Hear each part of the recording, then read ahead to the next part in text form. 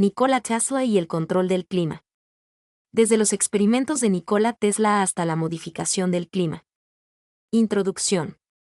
Hay historias científicas que parecen pertenecer a épocas diferentes, pero que, cuando se observan desde una perspectiva histórica, revelan una sorprendente continuidad. Una de ellas comienza con Nikola Tesla. A finales del siglo XIX, Tesla no estaba pensando solamente en construir motores, bombillas o sistemas eléctricos más eficientes. Su visión era mucho más ambiciosa. Quería comprender la electricidad como un fenómeno planetario y descubrir cómo transmitir energía y comunicaciones sin cables a grandes distancias. En 1900 obtuvo la patente estadounidense 649.621, relacionada con un aparato para la transmisión de energía eléctrica.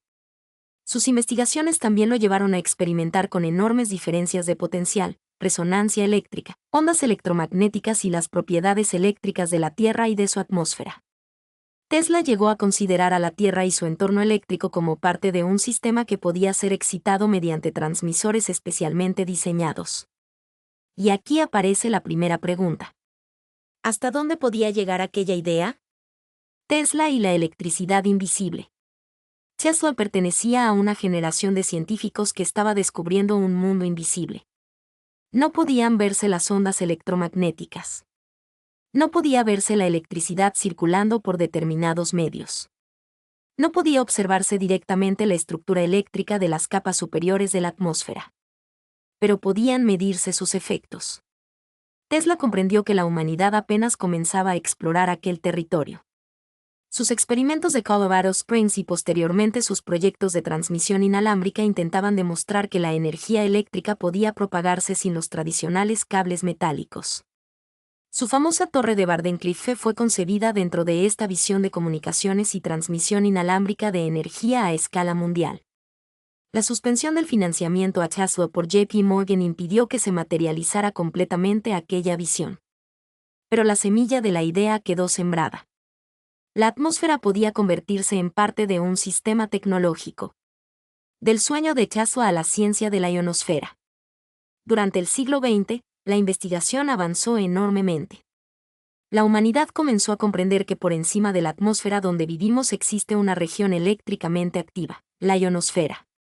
La ionosfera contiene partículas cargadas y desempeña un papel fundamental en la propagación de determinadas ondas de radio. Y entonces ocurrió algo decisivo. La ciencia dejó de limitarse a observar la ionosfera. Comenzó a experimentar con ella.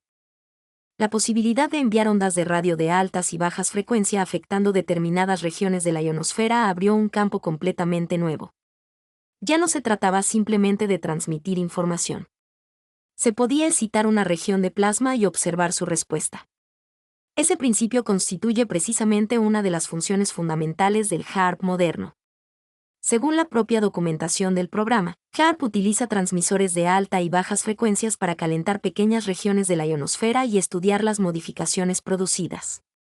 HAARP no es simplemente una continuación directa de Wardenclyffe. Es el resultado de muchas décadas de investigaciones posteriores en radio, plasma, física atmosférica, radar, comunicaciones e interacción electromagnética con la ionosfera. Pero el concepto general, utilizar energía electromagnética para interactuar con el entorno terrestre, sí forma parte de una larga evolución científica. La Guerra Fría, ciencia, defensa y secreto. Durante la Guerra Fría, la frontera entre investigación científica y tecnología militar se volvió extraordinariamente delgada. El radar podía utilizarse para investigar la atmósfera y también para detectar enemigos. Las comunicaciones por radio podían servir a científicos y simultáneamente a fuerzas armadas. Los satélites podían estudiar el planeta y también proporcionar información estratégica. La ionosfera tenía importancia directa para las comunicaciones de larga distancia, para los sistemas de detección y para modificar el clima. Por eso no resulta extraño que las Fuerzas Armadas de Estados Unidos y URSS participaran en investigaciones relacionadas con la ionosfera. HAARP fue precisamente desarrollado dentro de ese contexto. El programa estuvo asociado históricamente con instituciones militares estadounidenses y posteriormente pasó a la Universidad de Alaska Fairbanks. Desde el 11 de agosto de 2015, la operación de la instalación fue transferida oficialmente de la Fuerza Aérea Estadounidense a la Universidad de Alaska Fairbanks. Actualmente, HAARP se presenta oficialmente como una instalación científica destinada a estudiar la ionosfera. Y entonces aparece en MOD. Ahora llegamos a uno de los documentos internacionales más importantes para comprender el contexto. En 1976, Naciones Unidas aprobó la Convención sobre la prohibición de utilizar el clima con fines bélicos. La convención fue abierta para firma en 1977 y entró en vigor el 5 de octubre de 1978. Tratados de la ONU. ¿Por qué fue necesaria una convención semejante? Porque durante la Guerra Fría las grandes potencias habían comenzado a explorar científicamente diferentes formas de modificar fenómenos ambientales. El clima. El propio nombre de ENMOD resulta significativo. Environmental Modification Techniques, en español. Técnicas de modificación del clima. La preocupación internacional no era imaginaria. Existía suficiente interés militar en las posibilidades de modificar determinadas condiciones ambientales como para que los estados consideraran necesario establecer límites jurídicos internacionales. La pieza que suele olvidarse, Bernard Eastland. Existe un capítulo especialmente interesante en esta historia. En 1985, el físico Bernard Eastland presentó una patente titulada Método y aparato para alterar una región de la atmósfera, la ionosfera o la magnetosfera terrestres. El título, por sí solo, resulta extraordinariamente revelador. La patente describía métodos mediante radiación electromagnética para excitar regiones de plasma de la ionosfera y contemplaba diferentes aplicaciones relacionadas con comunicaciones, detección y otras funciones. Eastland presentó además otras patentes relacionadas con la creación de regiones artificiales de calentamiento de plasma y estructuras de partículas en la magnetosfera. Esto no significa automáticamente que HAARP fuera construido para ejecutar todas las posibilidades descritas en esas patentes. Pero sí demuestra algo importante. La modificación controlada de regiones de la atmósfera superior no pertenece exclusivamente al terreno de la ciencia ficción. Fue objeto de investigación científica, desarrollo tecnológico y propiedad intelectual. 1991. Desaparece la Unión Soviética. En diciembre de 1991 desapareció la Unión Soviética. Durante casi medio siglo, Estados Unidos y la URSS habían mantenido una competencia científica, tecnológica y militar extraordinaria. Cada avance podía tener una aplicación estratégica. Cada descubrimiento podía convertirse en una ventaja militar. Con la desaparición de la URSS desapareció también el principal competidor estratégico de Estados Unidos.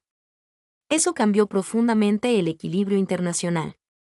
La caída de la URSS significa que Estados Unidos quedará libremente autorizado a utilizar técnicas de modificación del clima contra otros países. ENMOD continuó existiendo, pero solo en papel, como todo lo de la ONU. Lo que sí queda claro es que Estados Unidos pasó a disfrutar durante a partir de la década de 1990 de una posición tecnológica y militar extraordinariamente dominante y ventajosa.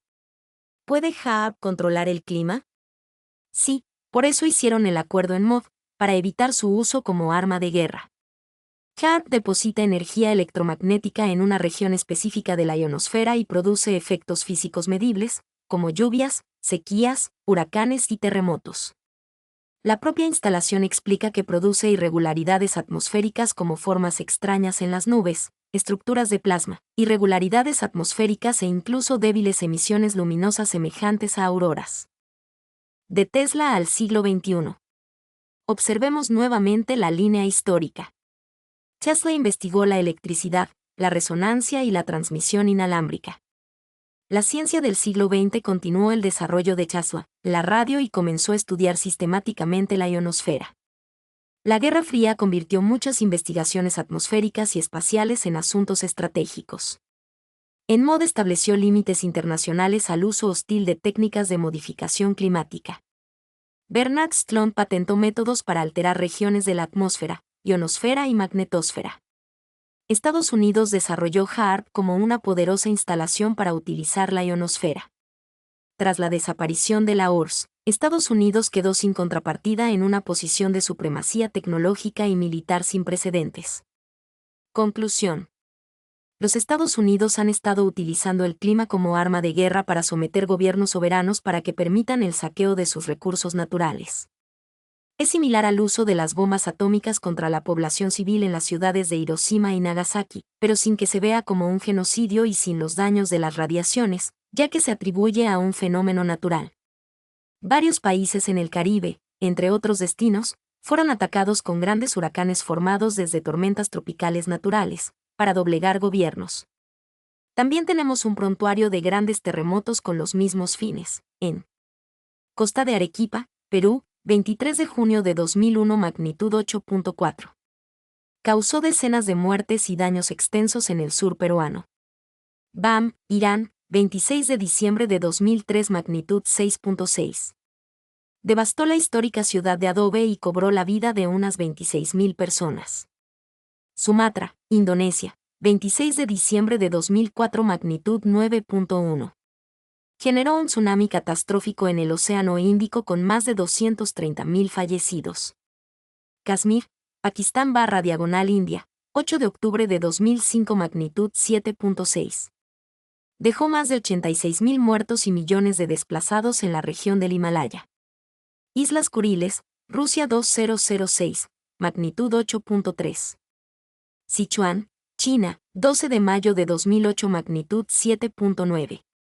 Causó cerca de 90.000 víctimas y desaparecidos, destruyendo poblados enteros. Tohoku, Japón, 11 de marzo de 2011 magnitud 9.0.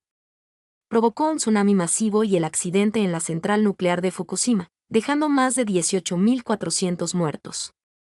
Costa norte de Onsu, Japón 2011 / Kamchatka, Rusia 2025, magnitud 8.8. El sismo en Rusia activó alertas en todo el Pacífico. Haití, 12 de enero de 2010 magnitud 7.0. Considerado uno de los sismos más mortíferos de la historia moderna, con un estimado de 300.000 fallecidos cerca de Puerto Príncipe. Maule, Chile, 27 de febrero de 2010 magnitud 8.8.